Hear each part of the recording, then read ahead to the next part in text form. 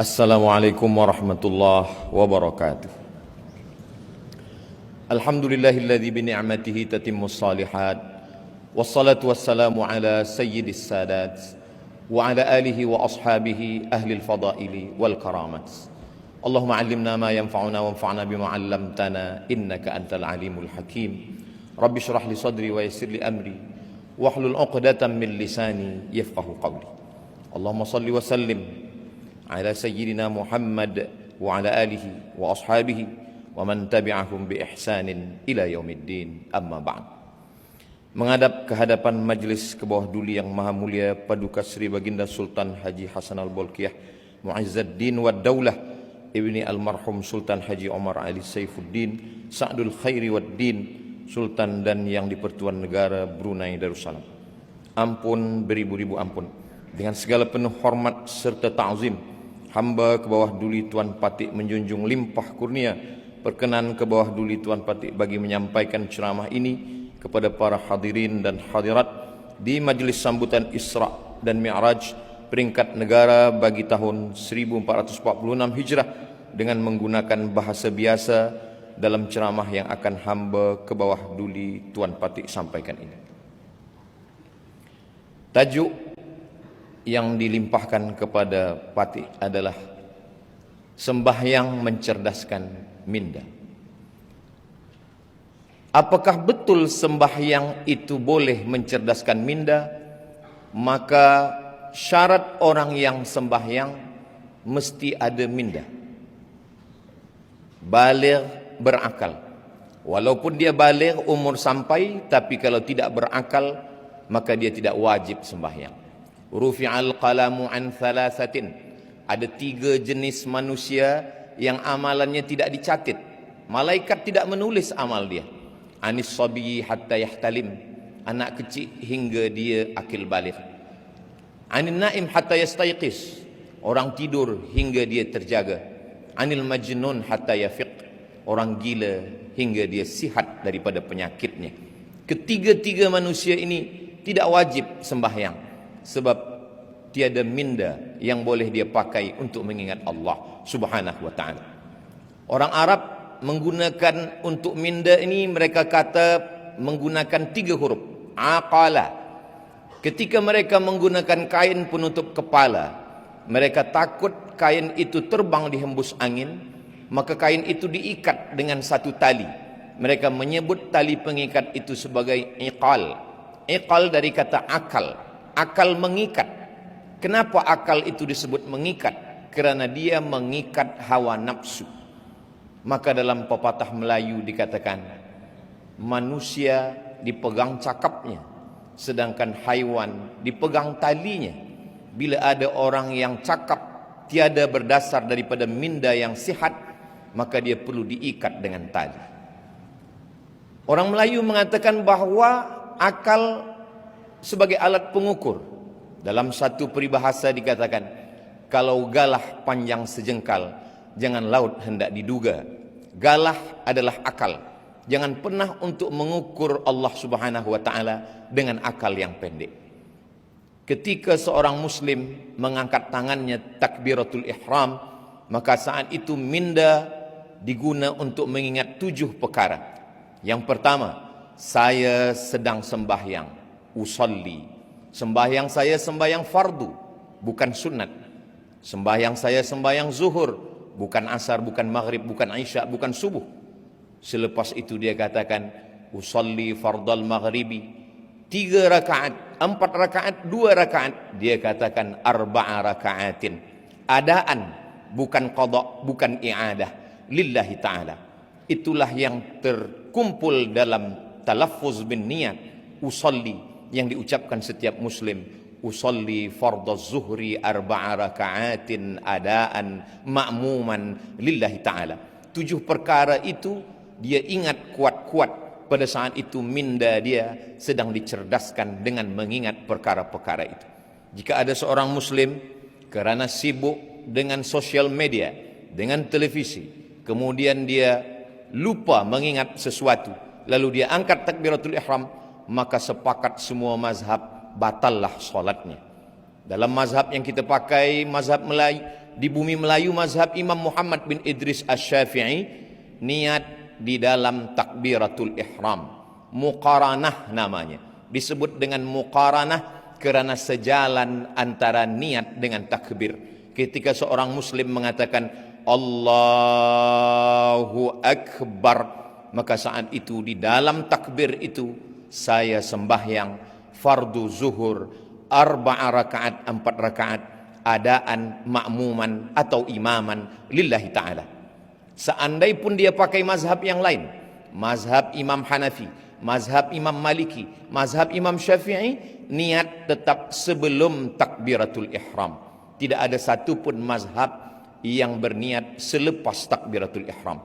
Bila seorang tidak menggunakan mindanya pada takbir itu, kemudian dia mengangkat tangan Allahu Akbar, selepas itu dia ragu zuhur kah, asar, maghrib kah atau isya, maka batallah salatnya menurut semua mazhab. Begitulah Allah Subhanahu wa taala ingin supaya seorang muslim tajam akal dan fikirannya, supaya dia senantiasa menjaga mindanya.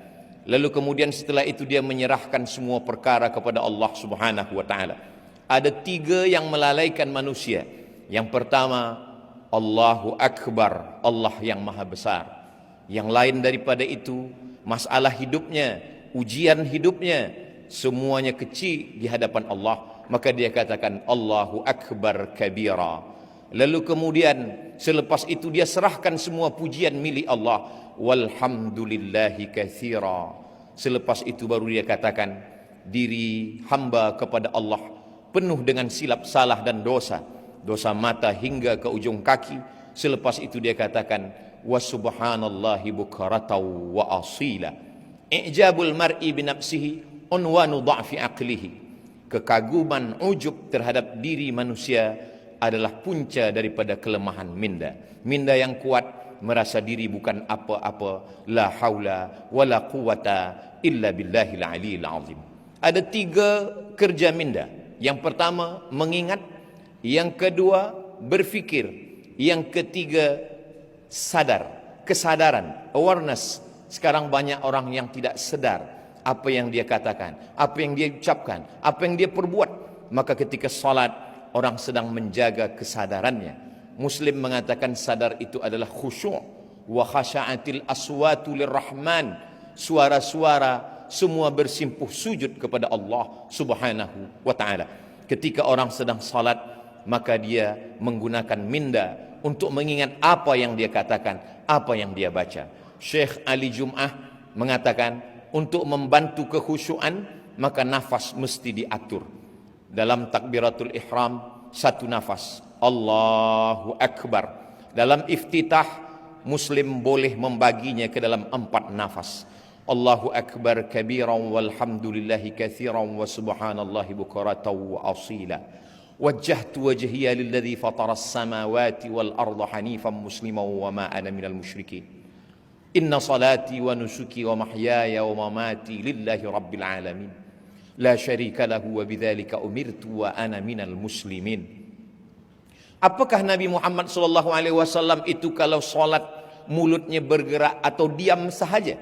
Tabi'in tidak pernah melihat Nabi. Maka tabi'in yang tidak pernah berjumpa melihat Nabi bertanya kepada sahabat Nabi. Sahabat itu bernama Khabbab ibnul Arth. Ya Khabbab, wahai Khabbab, apakah Nabi itu kalau sembahyang mulutnya bergerak?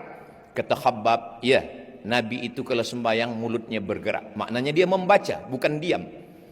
Kalau mulut Nabi bergerak, dari mana engkau boleh mengetahui mulut Nabi itu bergerak? Khabbab menjawab, saya tahu mulut Nabi bergerak karena saya melihat bittirabi lihyatih, kerana janggut Nabi bergerak. Janggut Nabi bergerak kerana rahangnya bergerak. Rahang bergerak kerana mulut membaca. Itulah mengapa sembahyang itu disebut dengan qiraah, bukan mutala'ah. Kalau membaca di dalam hati, bahasa Arabnya mutala'ah. Tapi kalau membaca dengan mulut berbunyi, maka disebut dengan qiraah. Apakah bersuara atau tidak? Kalau suara kita didengar orang lain, namanya waswasa. Alladzi waswisu, berbisik. Tapi kalau suara itu hanya didengar oleh kita sendiri, maka disebut dengan hamsah. Maka saat membaca itu, seorang muslim mengeluarkan suara, tapi seagak-agak hamsah, hanya telinganya saja yang mendengar. Allahu akbar kabira, walhamdulillahi katsira, wa subhanallahi bukratan wa asila. Ketika sedang salat, seorang muslim yang miskin, dia sedang dinaikkan darjahnya ke tempat yang tinggi. Seorang muslim yang kaya, dia sedang disedarkan dirinya bahwa dia tiada punya apa-apa. Saat itu dia sedang berkata, inna salati wa nusuki wa mahyaya wa mamati lillahi rabbil alamin. Kemana dia menghadap? Saat itu dia sedang menghadap kepada wajjahtu wajhiya lilladzi fataras samawati wal arda hanifan musliman wa ma ana minal musyrikin. Selepas itu barulah dia berserah, sebenar-benar berserah kepada Allah Subhanahu wa taala. Semua yang mengganggu dalam hati, dalam fikiran, dalam bisikan telinga, dalam lintasan hati, dia halau. Semua itu dia halau dengan ta'awuz. Dalam mazhab Syafi'i, ta'awuz, a'udzubillah, diucapkan dalam setiap rakaat. Kalau salat zuhur 4 kali ta'awuz, a'udzubillahi minasyaitonir rajim. Mengamalkan firman Allah, idza qara'tal Qur'an, kalau engkau membaca Al-Quran, fasta'iz billah, mintalah perlindungan kepada Allah Subhanahu wa taala. Manusia senantiasa merasa takut, merasa cemas, merasa sendiri, maka pada saat itu dia sedang merasa besar. Saya bersama dengan Allah. A'udzubillah minasyaitonir rajim. Setelah itu barulah dia sadarkan dirinya bahwa dia dalam rahmat kasih sayang Allah. Bismillahirrahmanirrahim. Rahman juga sayang, Rahim juga sayang. Apa beza Rahman dan Rahim? Rahman semua mendapat. Yang beriman mendapat, yang tak beriman pun dapat. Yang baik dapat, yang tak baik pun dapat. Rahman. Tapi Rahim, yang dapat hanya orang beriman sahaja. Itulah mengapa Allah menyandingkan Ghafur dengan Rahim. Tak pernah ada ayat Ghafurur Rahman, kerana ampunan diberikan Allah hanya kepada orang yang percaya. Wa kana Allahu ghafuran rahima. Setelah itu dia berdialog dengan Allah, dia berkata-kata dengan Allah. Kalau ingin bercerita dengan Allah, maka tegakkanlah salat. Ketika seorang hamba sedang berkata, alhamdulillahi rabbil alamin, Allah membalas. Apa kata Allah? Hamidani abdi, hambaku sedang memuji aku. Setelah itu hamba itu berkata, Ar-Rahmanir Rahim. Lalu kemudian Allah menjawab, apa kata Allah? Athna alayya abdi, hambaku sedang memuliakan aku. Maliki yaumiddin. Apa kata Allah? Majjadani abdi, hambaku sedang mengagungkan aku. Kemudian hamba itu berkata, Iyyaka na'budu wa iyyaka nasta'in. Apa jawab Allah? Sa'alani abdi, hambaku sedang meminta kepadaku. Ihdinas siratal mustaqim. Apa jawab Allah? Wali abdi ma sa'al, hambaku mendapatkan apapun yang dia mintakan. Sesungguhnya ketika orang sedang melaksanakan salat, mindanya, akalnya, fikirannya sedang fokus, sedang khusyuk, dia sedang bersama dengan Allah Subhanahu wa taala. Ujian hidup menyebabkan manusia sakit secara mental, maka perlu kesehatan mental. Maka pada saat itu dia pilihkan ayat yang membuat dia merasa diperhatikan Allah Subhanahu wa taala. Beban hidup seorang hamba menjalani segala kesusahan, kepahitan hidup. Maka pada saat itu apa ayat yang dia baca? Alam nashrah laka sadrak. Bukankah belum kulapangkan dadamu, kata Allah. Alam nashrah laka sadrak wa wada'na anka wizrak. Lalu kemudian aku angkat semua kesulitan, kepayahan yang engkau jalani dalam hidup. Lalu kemudian alladzi anqadha dhahrak, semua yang membebani pundakmu. Wa rafa'na laka dzikrak, kami akan mengangkat namamu, kami akan membuat engkau selalu dikenang sepanjang zaman. Kalaupun ada kepayahan, kesusahan, kesulitan hidup, maka sesungguhnya 2 kali Allah mengulang, fa inna ma'al usri yusra, inna ma'al usri yusra. Di dalam kepayahan itu ada kemudahan, di dalam kesusahan itu ada kebahagiaan. Fa idza faraghta fansab, kalau engkau selesai dari satu ibadah, jangan lupa, jangan lalai, fansab, pindahlah ke ibadah yang lain. Wa ila rabbika farghab, jangan lupa selalu berharap kepada Allah Subhanahu wa taala. Setelah itu dia pun salah, diambil dari kata salah. Salah maknanya tulang belakang yang membengkok dan membungkuk. Salah maknanya membengkokkan tulang belakang menghadap Allah. Saat itu seorang hamba membungkuk kepada Allah dan dia berkata, Subhana rabbiyal azimi wa bihamdih. Selepas itu dia angkat kepalanya dan berkata, Sami'allahu liman hamidah. Selepas tulang belakang itu lurus kembali, lalu dia ucapkan dalam mazhab Syafi'i, Rabbana lakal hamdu mil'us samawati wa mil'ul ardi wa mil'u ma syi'ta min syai'im ba'du. Selepas itu 7 anggota badannya dia lekatkan ke tanah, 2 ujung kaki, 2 lutut, 2 tapak tangan, 1 kening. Di saat itu dia berkata, Subhana rabbiyal a'la wa bihamdih. Apa kata Nabi SAW? Aqrabu ma yakunul abdu min rabbih wa huwa sajid. Seorang hamba sangat dekat dengan Allah ketika dia sedang bersujud. Disitulah letak keadilan Allah. Seandainya Nabi mengatakan orang paling dekat dengan Allah ketika dia di Makkah, menangislah orang miskin. Bagaimana dia boleh sampai ke Baitullah? Seandainya Nabi mengatakan orang paling dekat dengan Allah ketika dia sedang di padang Arafah, betapa orang susah tak mendapatkan kemuliaan itu. Tapi betapa adilnya Allah. Apa kata Nabi? Aqrabu ma yakunul abdu min rabbih wa huwa sajid. Orang paling dekat dengan Allah ketika dia sedang bersujud. Yang miskin dan yang kaya, rakyat jelata siapapun jua, boleh menempelkan keningnya ke lantai dan berbisik. Kalau makhluk di bumi tak ada lagi tempat mengadu, kawan sudah menjadi lawan, sahabat menikam dari belakang, menggunting dalam lipatan, menjegal kawan seiring, maka saat itu berbisiklah ke tanah, maka malaikat di langit akan mengabulkan segala doa-doa. Subhana rabbiyal a'la wa bihamdih. Di saat duduk di antara 2 sujud, itulah doa yang paling panjang. Walaupun duduk antara 2 sujud itu paling pendek dalam sembahyang, tapi sesungguhnya seorang mukmin doa yang paling panjang, 8 permohonannya kepada Allah. Rabbighfirli warhamni wajburni warfa'ni warzuqni wahdini wa'afini wa'fu anni. Itulah doa yang paling panjang. Dalam tegak, dalam ruku', dalam sujud, tak ada permohonan sampai 8 permohonan itu duduk di antara 2 sujud. Tapi banyak orang tiada menggunakan minda untuk mengingat apa yang dia minta kepada Allah Subhanahu wa ta'ala. Selepas itu di sujud terakhir dia berkata, meminta kepada Allah. Kalau dia boleh menggunakan bahasa Arab, dia mengadu kepada Allah. Kalau dia tanpa guna bahasa Arab, dengan guna bahasa apapun Allah Maha tahu.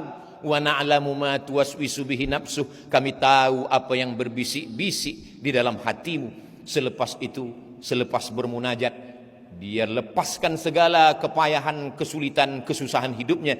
Setelah itu dia pun menyaksikan mi'raj. As-salatu mi'rajul mu'min. Sembayang itu adalah mi'rajnya orang beriman. Ketika Sayyidina Muhammad SAW Isra dan Mi'raj, riwayat ini disebutkan oleh Imam Al-Alusi, disebutkan juga oleh Imam Badruddin Al-Aini, disebutkan juga oleh Imam Al-Qastullani, disebutkan juga oleh Imam Asy-Sya'rani. Riwayat ini masyhur dalam kitab-kitab tafsir dan tasawuf.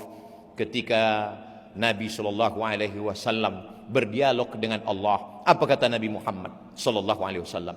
At-tahiyyatul mubarakatu salawatu tayyibatu lillah. Semuanya milik engkau ya Allah. Lalu kemudian apa kata Nabi selepas berkata at-tahiyatul mubarakatuh salawatut thayyibatu lillah? Allah menjawab ucapan itu dengan ucapan assalamu alayka ayyuhan nabiyyu wa rahmatullahi wa barakatuh. Dijawab oleh Allah Subhanahu wa taala, assalamu alayka ayyuhan nabiyyu wa rahmatullahi wa barakatuh. Keselamatan, kerahmatan, keberkahan untukmu wahai Muhammad sallallahu alaihi wasallam. Dijawab oleh Rasulullah, wassalamu alaina wa ala ibadillahis salihin. Nabi tidak ingin salam itu hanya untuk dirinya, dia ingin salam itu melimpah. Wassalamu alaina wa ala ibadillahis salihin. Setelah itu semua malaikat-malaikat bersyahadat, asyhadu an la ilaha illallah wa asyhadu anna Muhammadan Rasulullah. Itu hanya dapat difahami oleh orang yang mindanya hidup, mindanya cerdas. Setiap hari dilatih, dibiasakan pada saat itu dia sedang bersama dengan Allah Subhanahu wa taala. Kun ma'allah, hendaklah engkau bersama dengan Allah. Illam takun ma'allah, kalau bukan bersama dengan Allah, bersamalah dengan orang-orang yang ketika engkau bersama dengan mereka, hatimu sejuk, selalu berasa bersama dengan Allah Subhanahu wa taala. Andai dia cukup dengan salawat Ibrahimiyah, dengan menyertakan nama Nabi Ibrahim, kama barakta ala Ibrahim wa ala ali Ibrahim fil alamin innaka Hamidum Majid. Tapi seorang muslim ingin sembahyangnya sempurna, dia memperakui segala silap salahnya. Dia berkata, Rabbighfirli ma qaddamtu wa ma akhartu wa ma asrartu wa ma a'lantu wa ma asraftu wa ma anta a'lamu bihi minni antal muqaddimu wa antal muakhiru la ilaha illa anta subhanak inni kuntu minadh dhalimin. Selepas itu dia memohonkan sebagaimana riwayat dalam Sahih Muslim, Allahumma inni a'udzubika min azabi jahannam wa min azabil qabri wa min fitnatil mahya wal mamat wa min syarri fitnatil masihid dajjal. Selepas itu dia tutup dengan memohon kepada Allah, Allahumma a'inni, tolong hamba, ala dzikrika, supaya hati selalu berzikir, wa syukrika, selalu bersyukur, wa husni ibadatik, selalu beribadah dengan ibadah yang terbaik. Selepas itu dia pun keluar daripada solatnya dengan mengucapkan salam, Assalamualaikum warahmatullah. Selepas itu dia katakan, Assalamualaikum warahmatullah. Pada saat itu semua beban hidup, fikiran, kepayahan, kesusahan lepas, kerana dia sedang bersama dengan Allah Subhanahu wa taala. Salat tidak hanya menajamkan minda, tapi juga mencerdaskan yang disebut dengan intelligent quotient, tapi juga emosional. Emosional seorang muslim, dia marah, dia ingin berduka, dia bersusah hati, semua kesusahannya sudah dia limpahkan kepada Allah Subhanahu wa taala. Kalau Nabi Musa berdoa kepada Allah, Rabbi syrahli sadri, lapangkanlah dada hamba, berbeza dengan Nabi Muhammad sallallahu alaihi wasallam. Sebelum diminta dia sudah diberi. Apa kata Allah? Alam nashrah laka sadrak, bukankah sudah kulapangkan dadamu ya Muhammad sallallahu alaihi wasallam. Ketika seorang muslim sudah berserah diri kepada Allah, selepas salat dia tetap mengatakan astaghfirullah, astaghfirullah, astaghfirullah. Mengapa dia beristighfar? Dia bukan minum khamar, dia bukan melakukan perbuatan maksiat, dia baru saja keluar daripada solatnya, aqwalun ucapan wa af'alun perbuatan, mufattatahatun bitakbir dibuka dengan takbir, wa mukhtatamatun bitaslim ditutup dengan salam. Tapi kenapa dia mengatakan astaghfirullah? Begitulah seorang muslim, dia sadar dalam solatnya dia lupa, dalam solatnya dia lalai. Orang Melayu mengatakan khusyuk itu macam meniti pematang di tengah sawah. Seorang petani selepas memanen padi, dia pun memikul padinya di atas pematang yang licin, tanah liat di tengah sawah. Kadang terjatuh ke kanan, dia bangkit lagi. Kadang terlepas kaki ke kiri, dia tegak kembali. Begitulah menjaga kekhusyuan. Selepas itu dia sadarkan dirinya, astaghfirullahalazim alladzi la ilaha illa huwal hayyul qayyum wa atubu ilaih. Selepas itu dia berzikir, subhanallah walhamdulillah la ilaha illallah. Selepas itu dia berdoa, ad-da'i wal mu'amminu fil ajri sawa, yang berdoa dan yang mengaminkan sama-sama dapat pahala. Hari ini banyak orang tidak lagi mahu berdoa selepas sembahyang meninggalkan masjid, padahal itu adalah satu saat, suatu waktu yang dipilih oleh Allah Subhanahu wa taala, waktu mustajab untuk berdoa. Maka ketika imam membaca, sesungguhnya Nabi Ibrahim, Nabi Musa alaihissalam berdoa, Nabi Harun mengaminkan. Apa kata Allah dalam Al-Quran? Qad ujibat da'watukuma, doa kamu berdua sudah dikabulkan Allah. Padahal yang berdoa hanya Nabi Musa, Nabi Harun hanya mengaminkan. Nabi Musa berdoa, Nabi Harun mengaminkan. Jibril berdoa, Nabi Muhammad SAW mengaminkan. Suatu ketika Nabi Muhammad SAW turun dari mimbarnya. Dari lantai aras yang pertama Nabi mengatakan amin, yang kedua Nabi mengatakan amin, yang ketiga Nabi mengatakan amin. Sahabat bertanya, lima fa'alta ya Rasulullah, mengapa engkau lakukan ini wahai Rasulullah? Kami mendengar engkau mengatakan amin 3 kali, tapi kami tak mendengar ada satupun yang berdoa. Nabi Muhammad SAW mengatakan, saya baru saja mendengar malaikat Jibril berdoa, 3 doa Jibril. Bu'dan liman adraka Ramadan falam yughfar lah. Celakalah orang yang berjumpa dengan Ramadan tapi tidak diampunkan dosanya. Maka Nabi Muhammad SAW mengatakan amin. Yang kedua, bu'dan liman adraka walidahul kibara ahaduhuma aw kilahuma falam yudkhilahul jannah. Binasalah orang yang berjumpa dengan ayah ibunya tapi dia tidak berbakti kepada mereka berdua sehingga dia tidak masuk surga. Maka Nabi mengatakan amin. Yang ketiga, bu'dan liman dzukirta wa lam yusalli alaika. Celakalah orang yang ketika disebut namamu tapi dia tidak mahu berselawat kepadamu. Allahumma salli ala Sayyidina Muhammad wa ala ali Sayyidina Muhammad. Nabi mengatakan amin. Itulah dalil para ulama kita mengaminkan doa para imam. Dan ketika kita berzikir, malaikat-malaikat memanggil malaikat yang lain, halummu ila hajatikum. Wahai malaikat yang lain, marilah kemari. Inilah yang kamu cari, majlis-majlis zikir. Selepas berzikir dan berdoa, lalu kemudian semua malaikat-malaikat itu berkata, qumu maghfuran lakum. Tegaklah berdiri, kamu semua sudah diampunkan Allah Subhanahu wa taala. Keluar dari masjid, semua mengucapkan doa, Allahumma inni as'aluka min fadlik. Kenapa ketika masuk masjid Allah maftahli abwaaba rahmatik? Kerana di dalam masjid malaikat sudah menunggu dengan doanya, Allahumma firlahu warhamhu, Allahumma firlahu warhamhu. Curahkan rahmatmu untuk mereka. Tapi ketika manakala keluar dari masjid, kita meminta Allahumma inni as'aluka min fadlik. Kita minta rezeki karunia Allah. Kerana di luar masjid mencari rezeki. Idza qudiyatis salah, kalau salat sudah dilaksanakan, fantashiru fil ard, bertebaranlah di atas muka bumi, wabtaghu min fadlillah, carilah karunia Allah. Orang yang mencari karunia Allah adalah manusia dengan minda yang cerdas selepas dia bermunajat, berdoa kepada Allah Subhanahu wa taala. Semakin banyak ibadah, semakin lama solat khusyuk, semakin cerdas fikiran, akal, budi manusia, karena dia sedang bersama dengan Allah dan dia sedang mengucapkan salam di hadapan Rasulullah. Assalamu alayka ayyuhan nabiyyu wa rahmatullahi wa barakatuh. Ampun beribu-ribu ampun. Demikianlah sahaja yang hamba ke bawah duli Tuan Patik dapat sampaikan di majlis yang diberkati ini. Hamba ke bawah duli Tuan Patik menjunjung beribu ampun jika terdapat sebarang suruk langkah dan tutur kata yang kurang manis di sepanjang perkongsian hamba ke bawah duli Tuan Patik itu tadi. Segala yang hamba baik itu adalah yang baik-baik datang dari Allah Subhanahu wa taala, dan apa yang sebaliknya adalah dari hamba ke bawah duli Tuan Patik sendiri. Sekian, wabillahi taufiq wal hidayah. Wassalamualaikum warahmatullahi wabarakatuh. Hamba ke bawah duli Tuan Patik menjunjung anugerah.